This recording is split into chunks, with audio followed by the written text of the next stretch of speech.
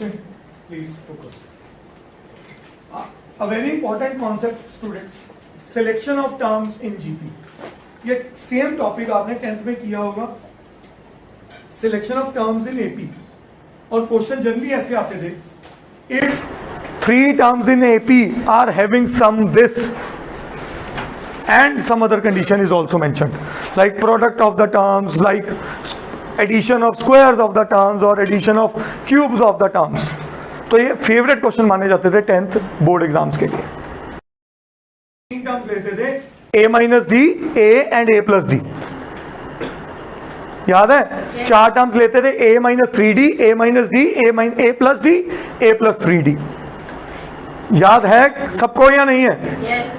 याद है? चलो मैं थोड़ा सा उसके साथ ही मैचिंग करवा देता हूं ताकि जिन बच्चों ने एपी में ये नहीं किया तो वो याद करवा दूं वो कैसे करते थे इस कॉन्सेप्ट को. आपके पास जब भी 3 टर्म्स आती थी, ठीक है बेटा, आप अक्सर मिडल टर्म रखते थे a plus D and a minus D. अगर 5 टर्म्स आती थी, अब ये मैं बात कर रहा हूं एपी की, 5 टर्म्स में मिडल टर्म फिर a रहती थी, then a plus D, a plus 2d and a minus D and a minus 2d. I hope you remember this. तो ऑड टर्म्स का एक रूल होता था. ऑड टर्म्स का वो क्या था कि जो मेरी मिडल टर्म है वो हमेशा a होगी और कॉमन डिफरेंस हमेशा d होगा. How many of you know this concept? Be very honest. Don't know. No वाले मेजर हाथ खड़े हैं. आपको नहीं कराया गया ये कॉन्सेप्ट? रट्टा लगवाया हुआ था. रट्टा ही लगवाया हुआ था. हार्दिक नहीं पता था? पता ही नहीं था. वेरी गुड बेटे, यही मैं जानना चाहता हूँ.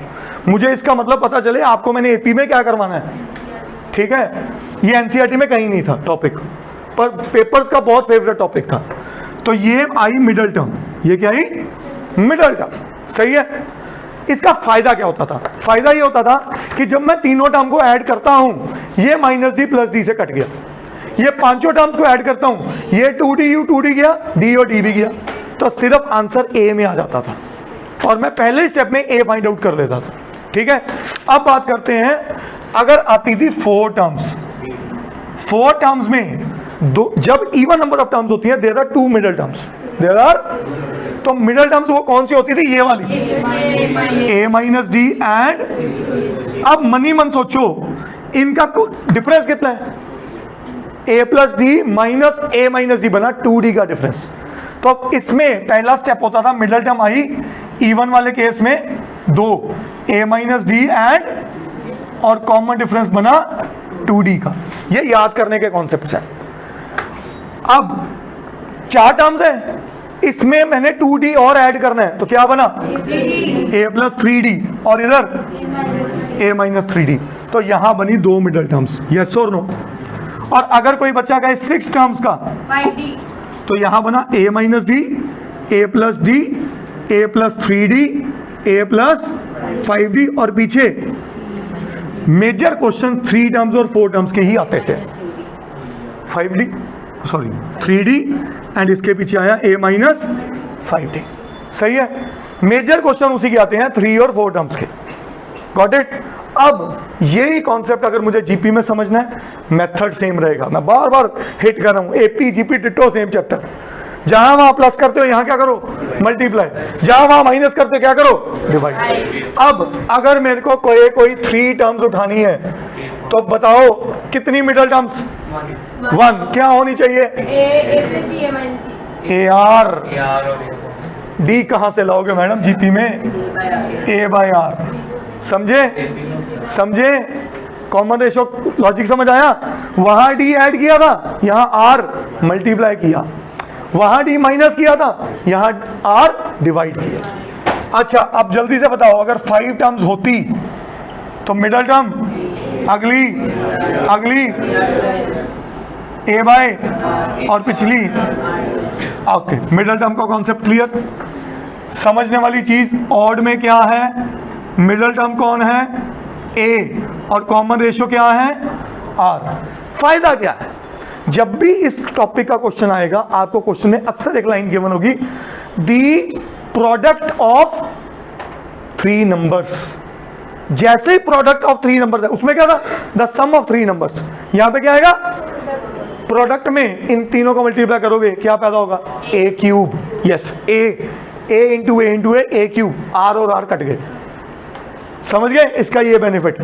5 टर्म्स का प्रोडक्ट आ जाए, आर स्क्वायर आर कट गए, ए की power 5। That is the benefit of this topic.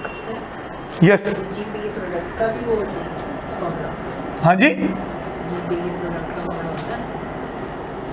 I didn't get your point. हाँ, कोई भी सीरीज का निकाल सकते हैं। यस, टर्म्स में प्रोडक्ट का नहीं, सीरीज में एडिशन जाएगा। या अब आ जाओ आगे।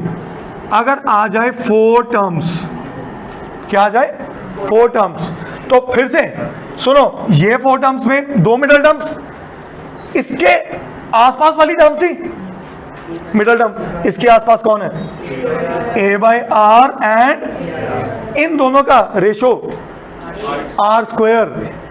क्या आया, तो इवन के केस में मिडल टर्म्स कौन कौन बनी, ए बाई आर है, ए आर, और कॉमन रेशियो क्या बनी, आर स्क्वायर।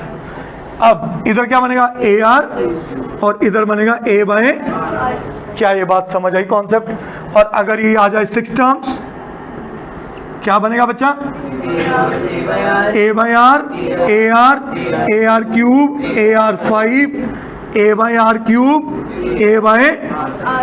फोकस हमेशा सबसे पहले लिखने में लगाना मिडल टर्म्स में, रट्टे नहीं मारने, कॉन्सेप्ट याद रखना है। इवन में आर स्क्वायर, ऑड में अकेला आर। अंडरस्टूड, करिए नोट।